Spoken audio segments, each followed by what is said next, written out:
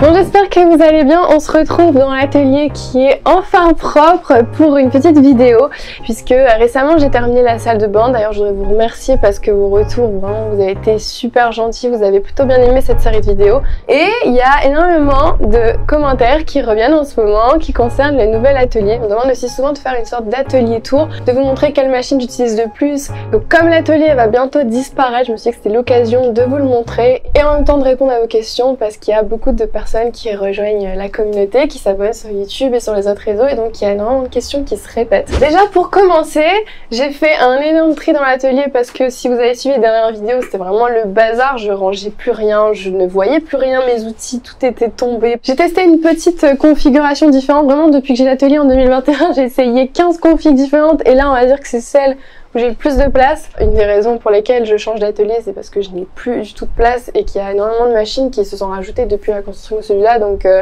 bref. Quand j'ai fait ce tri, il y avait énormément de choses ici qui me servaient plus. Donc j'ai tout mis à l'étage et comme ça j'ai pu ranger mes outils ici. Tout ça pour vous dire que le jour où j'aurai fini le nouvel atelier et que j'aurai débarrassé celui-là pour le détruire, ben je vous offrirai toutes ces machines. On a notamment la scie radiale, on a aussi ma première raboteuse, on a aussi bon, rabot à la main, vieille ponceuse, tout ça. Il y en a que j'ai en double, voire en triple.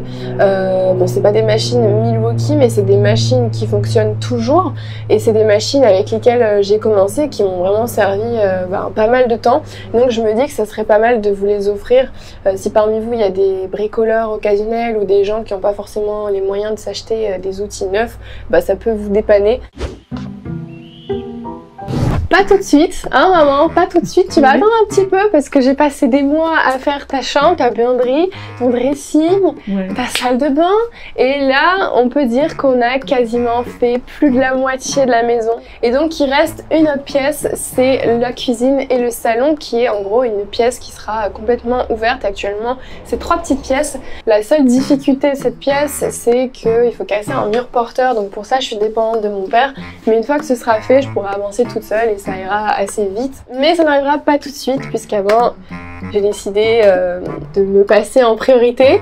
Donc voilà, l'atelier avant. Bon, du coup dans l'atelier, on a ici la dégauchisseuse qui fait aussi raboteuse. C'est une Holzmann 305 Pro à arbre hélicoïdal. Donc vous pouvez voir ici.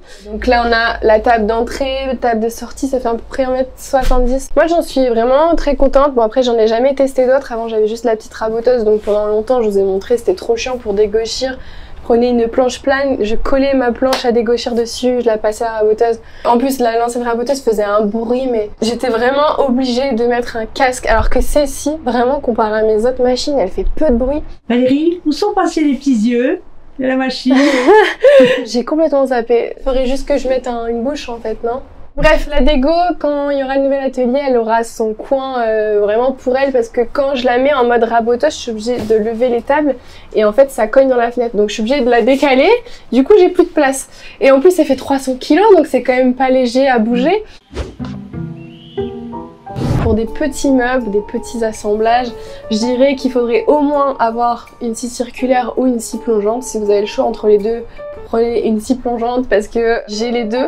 Et depuis que j'ai la scie plongeante Milwaukee, en vrai, je n'utilise que ça. Ensuite, je dirais la fleureuse. La fleureuse ou une défonceuse. Alors, celle-ci, c'est bien une affleureuse. Il y a des gens dans les commentaires qui me reprennent en me disant non, c'est une défonceuse. Non, les gars, c'est bien une affleureuse. Elle a un socle de défonceuse. Donc, oui, quand je la mets là-dessus, ça ressemble à une défonceuse. Celle-ci, c'est la petite où je peux mettre des fraises de 6 et 8 mm. Mais j'ai vu que Milwaukee, ils ont sorti une nouvelle défonceuse de 8 et 12. C'est énorme. À la fois, vous pouvez faire des finitions, mais moi, je m'en sers énormément pour faire des tenons mortaises, vu que j'ai pas de mortaiseuse, j'ai pas de fraiseuse à domino de chez Festool. Et c'est pour ça que je la mets dans le top 3 des trucs à avoir. En troisième position, je dirais au moins une ponceuse. J'ai la version à bande, mais je vous conseillerais d'avoir une ponceuse ronde. Il y a aussi la version sur table, mais je m'en sers quand même beaucoup moins. Par contre, admettons, j'ai une petite pièce qui fait cette taille-là. Avec ça, bah, c'est compliqué, je vais me faire mal. Donc, quand j'ai une petite pièce, je peux venir poncer là. Mes youtubeurs préférés, alors Sachez que je consomme très peu YouTube en ce moment, mais je consomme plus le YouTube américain. Et il y a un mec, si vous regardez des vidéos de bois, c'est sûr que vous êtes déjà tombé dessus. J'ai peur de d'écorcher son nom et c'est Dusty Lumber Co. Il montre comment faire des assemblages de plein de façons différentes avec des machines différentes. Et des fois, même en ayant tous ces outils-là, bah, il fait des vidéos juste avec ses ciseaux à bois et une scie. Et je me souviens que quand j'ai commencé, ça me motivait de ouf parce que je me disais, ok, cet assemblage-là, bah, en fait, je peux le faire de plein de façons différentes. Donc même si j'ai pas beaucoup d'outils, bah, j'y arriverai. Oh, le vitrage, ça m'intéresse ça. Vitraux, tout ça là. Me donnez pas d'idées supplémentaires, mais écoutez, si on me lance un défi, évidemment que je relève le défi. Je sais pas quand, en quelle année, mais je ferai un truc avec du vitrail. Bon, je pense que j'ai pas besoin de parler. Bon, je dis pas ça parce que ils me sponsorisent et je bosse avec eux. C'est une des premières marques qui a créé en moi quand j'ai commencé à faire des meubles.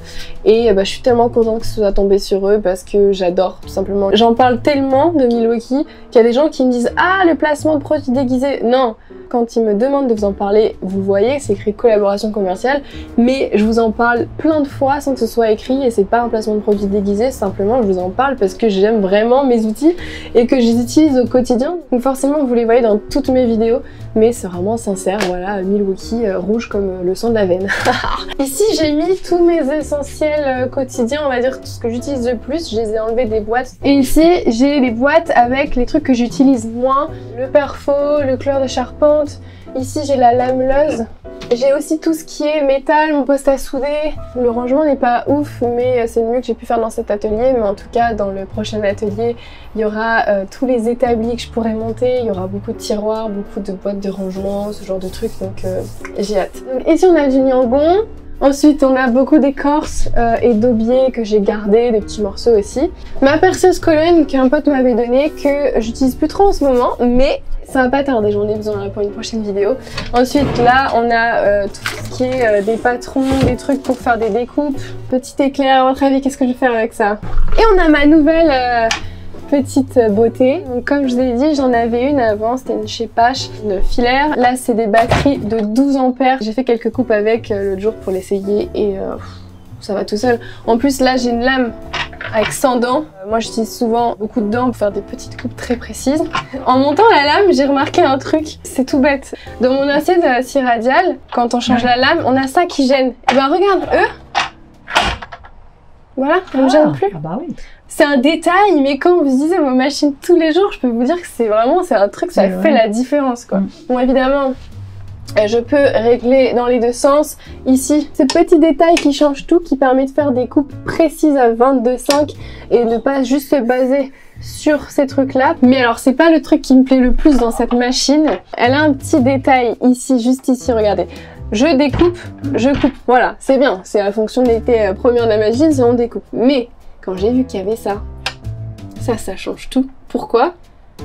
J'avais pas ça dans mon ancienne.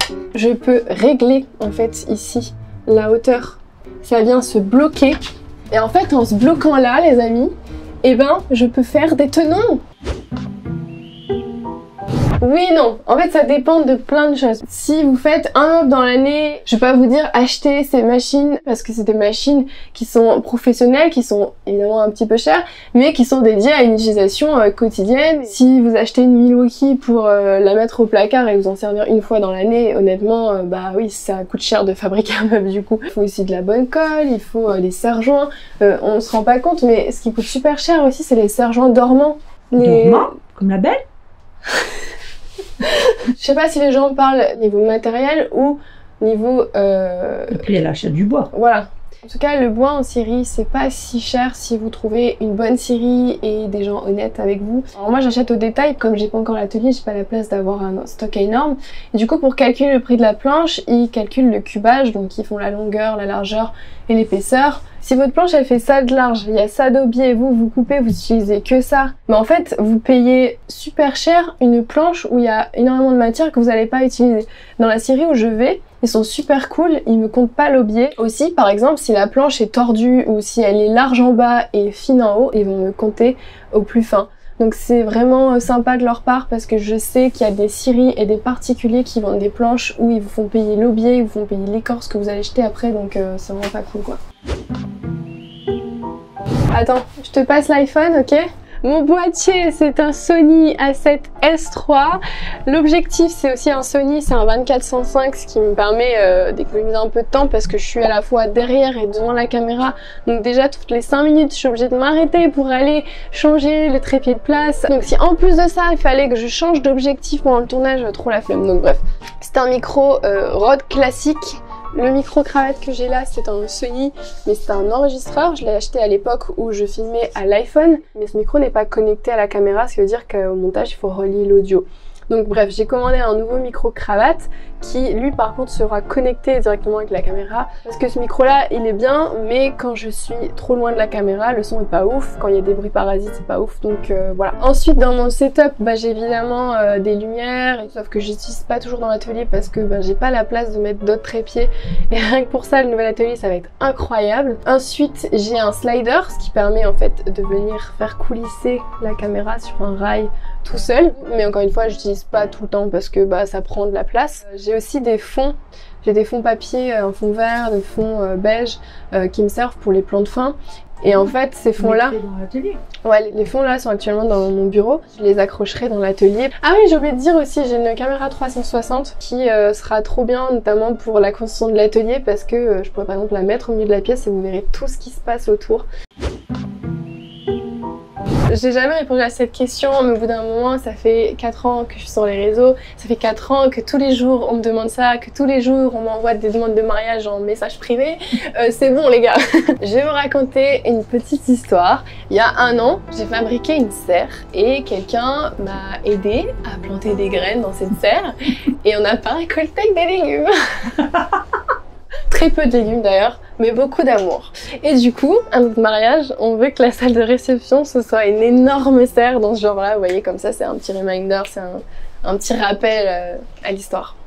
C'est beau, hein. Jaloux, hein. C'est beau, hein.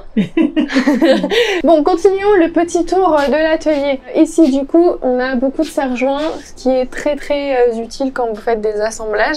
Ici, on a la scie à ruban que j'ai envie de remplacer pour une professionnelle. Celle-ci, c'est un modèle d'occasion que j'avais eu au tout début quand j'ai commencé, elle m'a pas mal servi. Ici on a un petit établi Wolfcraft, donc ça je vous avais déjà dit, j'en ai reçu plusieurs pour mettre dans l'atelier.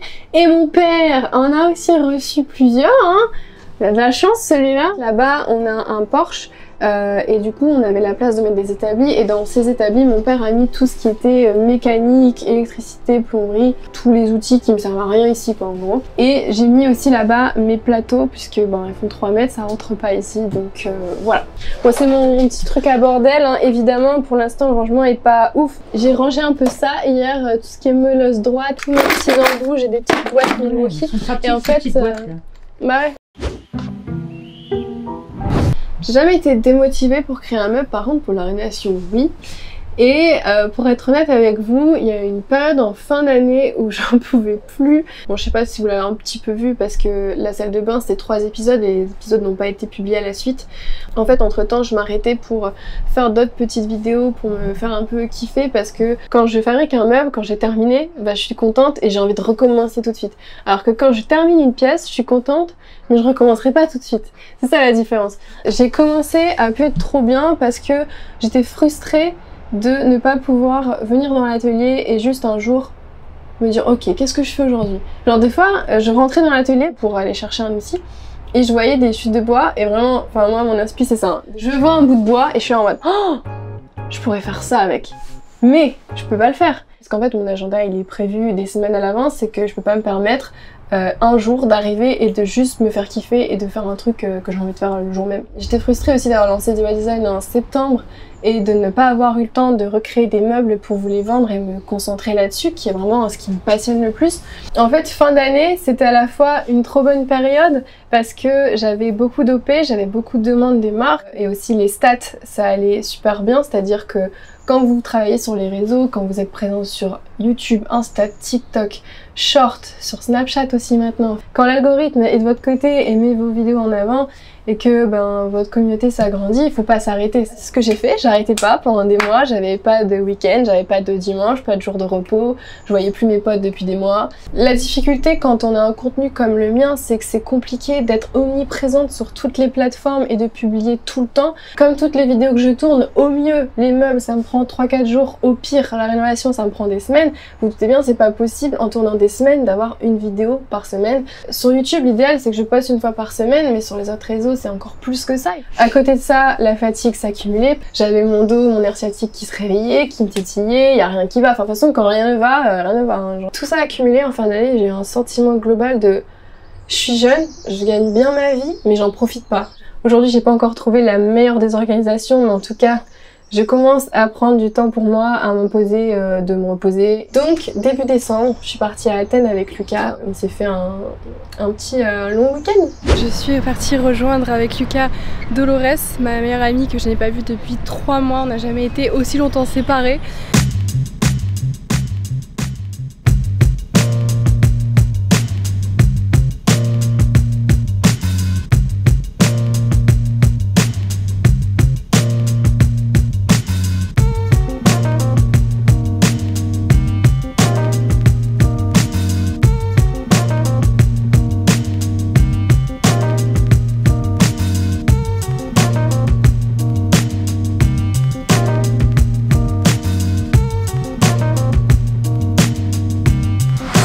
La Belgique.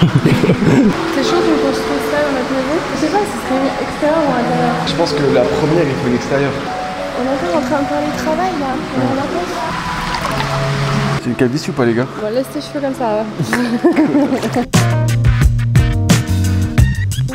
Lucas, t'as cassé ma route valise. Attends, mais c'est mon ordinateur et tout, j'espère que ça va pas tomber, hein. T'imagines? Quand je suis rentrée d'Athènes, ça m'avait fait du bien, mais le problème n'était pas résolu et j'avais pas fini toutes mes tâches, j'avais pas fini la salle de bain. J'ai eu plein d'imprévus, de mon ordi qui m'a lâché.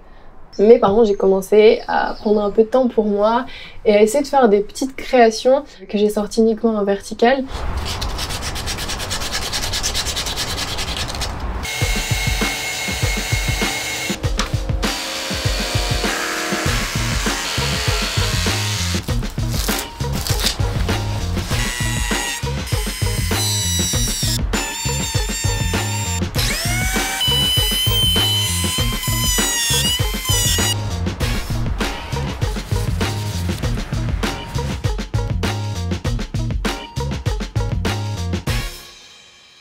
Après, bon, il y a eu Noël, j'ai pris un peu de temps. Il y a Lucas qui est venu aussi et on a fait des dessous de verre avec des petites chutes.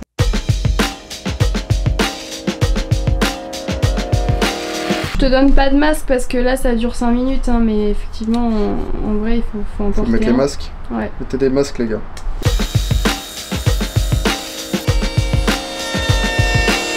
Alors, ta première utilisation de la fleureuse, comment ça se passe? C'est stylé, en vrai j'aime bien.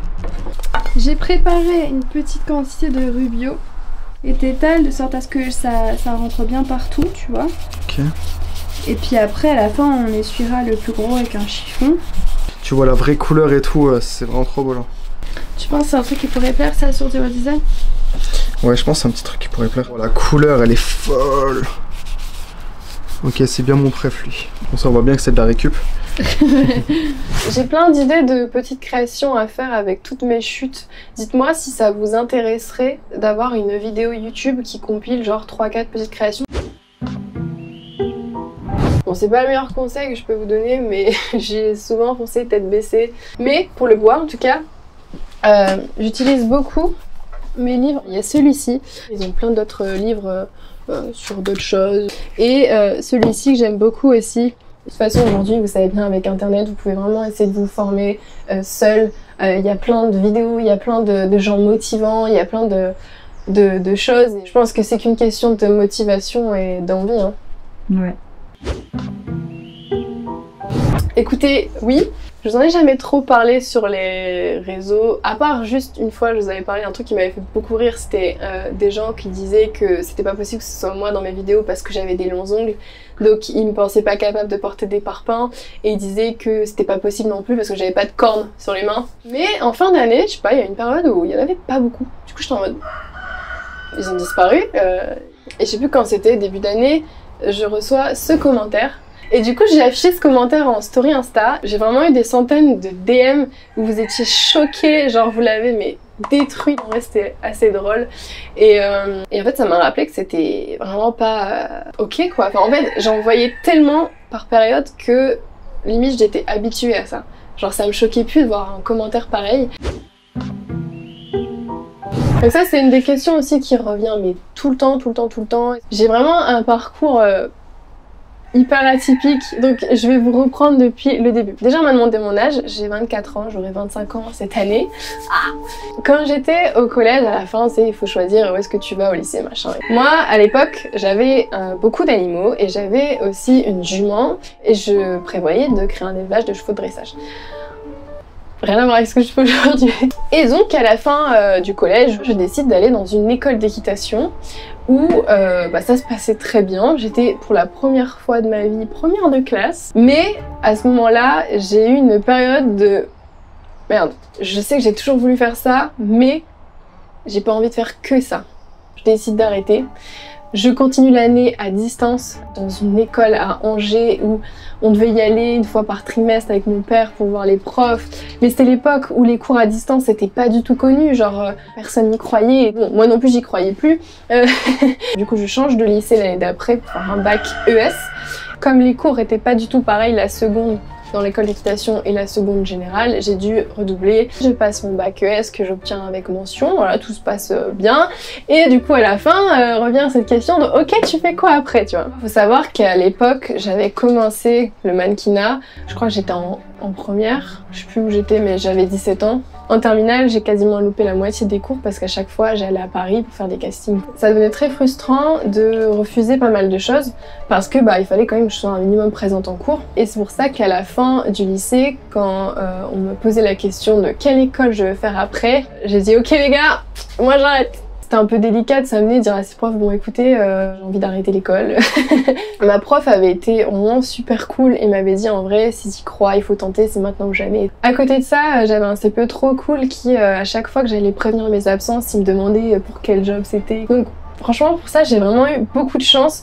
Et à côté il y avait mes parents. J'en connais pas beaucoup des parents qui quand tu leur dis bon écoutez j'arrête l'école te disent ok.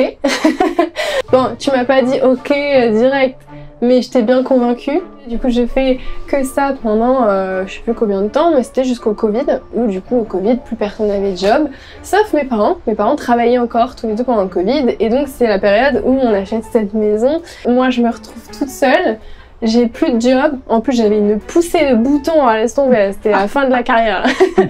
Et à l'époque j'avais commencé ma chaîne YouTube où je faisais des vidéos de backstage des défilés, de backstage des shootings où j'avais envie de montrer, de parler de tout ce qu'on ne montrait pas et tout ce qu'on ne disait pas dans le milieu du mannequinat. Et j'avais hâte d'avoir mon bureau de terminer pour faire des vidéos. À l'époque, j'avais acheté le fond vert parce que je voulais faire des effets spéciaux. Enfin vraiment, moi j'ai eu trop d'idées dans ma vie là. Et comme j'étais impatiente et que j'avais envie que mon bureau, ma chambre et ma salle de bain soient faites, j'ai commencé à tout faire toute seule. Au début je demandais à mon père les bases, comment faire les cloisons, comment faire le placo, tout ça. Et puis au fur et à mesure, voilà, aujourd'hui je me suis améliorée. Et du coup votre chambre, votre salle de bain, toute la partie du bas, elle est beaucoup plus belle. Comment vous avez peut-être eu votre chambre et votre salle de bain après, mais vous avez eu plein de cadeaux, plein de collades, plein de trucs. Oui. Alors quand j'ai fait ma chambre, c'était vraiment le début où du coup mon enduit était pas parfait, mon placo était pas parfait, j'ai fait plein d'erreurs dans ma chambre quand j'ai commencé. Donc vous avez de la chance, vous avez bien fait de m'écouter. Mais voilà. Donc non, j'ai pas fait d'école de menuiserie, je n'ai pas suivi de formation d'ébénisterie. Ce n'est pas prévu encore une fois, mais bon, entre les deux, je dirais plutôt le plaquage. Mais bon, pour l'instant, je suis bien avec mon massif là. Ici, on a ma table Wolfcraft, c'est un établi multifonction pour venir y mettre des sergents. Ça, c'est très utile quand vous faites des assemblages. Ici, on a mon petit établi de serrage Wolfcraft aussi. Et celui-là, j'aime beaucoup l'utiliser quand, par exemple, j'ai une pièce qui est haute comme ça, mais que je dois venir travailler au-dessus. Et ben, au lieu de travailler comme ça ou de la mettre là sur le côté avec un sergent, et ben, je la coince dedans. Et c'est vraiment très pratique. Ici, on a encore beaucoup de chutes. Je ne jetterai rien, ok. J'aime bien les sols et les murs en béton ciré. Maintenant, les meubles en béton ciré, c'est pas trop mon délire. Je trouve que ça se prête bien dans certaines maisons. Dans un an, bon, il y aura toujours des meubles de la rénovation, mais dans plus d'années, du genre dans 5-10 ans, je sais pas si je serai encore sur YouTube, mais dans tous les cas, j'aimerais que mon contenu évolue vers quelque chose de plus humanitaire. Mon goal ultime, ce serait vraiment de pouvoir construire des toits pour des gens qui n'ont même pas l'eau potable, vous voyez. Ça, c'est des grosses productions, des gros moyens. Pour l'instant, c'est pas possible, mais j'espère un jour. Défiler et faire des photos me manque parfois. Maintenant, le milieu dans sa globalité me manque pas forcément. Ça, c'est une réponse qui va pas plaire à maman. Avec Lucas, on va acheter une maison, mais on ne sait pas encore où. On est attaché à Biarritz, au sud-ouest, mais en même temps, on ne comptait pas habiter aussi loin de nos parents. Mes parents sont dans le nord, ses parents sont dans le nord-est. Là, on est littéralement à l'opposé, quoi. À l'opposé de la France. Mon atelier, du coup, est aussi dans le nord. L'atelier, je vais pas le construire pour rien. Je vais pas le construire et dans un an ne plus venir. Ça n'a aucun sens. Donc, mon lieu de travail reste ici parce que même si un jour on trouve notre maison, il faudra la rénover et tout. Donc, je suis pas prête d'avoir un atelier dans le sud. Ma mère, elle fait une tête derrière. C'est ta scoop? Bah en fait non, c'est pas un scoop. Tu sais, ça fait des années que je te le dis que j'ai envie d'acheter. Du coup, avant de passer à une maison, on veut d'abord prendre un appart où ce sera du coup une plus petite rénovation. Et le jour où on aura trouvé la maison de nos rêves, je ne sais pas où, et ben l'appart, ce sera de la location et voilà. Oui, d'accord. Non mais ça veut pas dire que je pars définitivement. Ça veut dire, bien sûr. comme je t'ai dit, mon atelier reste ici. Ce que je fais déjà, c'est que je tourne tout ici. Et quand j'ai du travail à l'ordi, je vais dans le sud. L'idée, c'est de continuer à faire ça, mais juste d'inverser un peu la tendance, de passer plus de temps là-bas, un peu moins là. Ça va nous faire tout drôle quand tu vas quitter la maison. Oui, mais d'un autre côté, comme vous allez être en retraite bientôt, bah en fait, au même moment quasiment, bah vous pourriez squatter chez moi tout le temps en fait. Non, c'est pas con ça. Déjà, sachez que je suis super contente que vous soyez aussi impatient que moi. Quand je vous en ai parlé la première fois, je pensais pas que vous alliez autant le réclamer, cet atelier, dans les commentaires. Alors, vous doutez bien, l'atelier, ça va être un assez gros chantier parce que actuellement, il est inexistant, il n'y a même pas la dalle de fait. Comme je vous ai dit, je sors du projet de la salle de bain, qui était de la rénovation, qui m'a pas mal fatiguée. J'ai envie, avant d'attaquer le nouvel atelier, de prendre un petit peu de temps pour fabriquer des petits meubles, pour relancer DIY Design, pour faire de toutes ces petites chutes des petits objets sympatoches. Ce que je peux vous dire concernant l'atelier, le projet a complètement changé, que ce soit les matériaux qui vont être utilisés, la taille, la forme, l'emplacement des fenêtres et tout, tout a changé parce que je vous avais dit, j'ai fait un permis de construire et il a été accepté. Et donc au mois d'avril, on commence l'atelier. Et j'enchaînerai full atelier. J'espère que cette vidéo vous a plu, que j'ai répondu au mieux à vos questions. Et je propose de vous laisser avec un petit récap de tout ce qui s'est passé en 2023.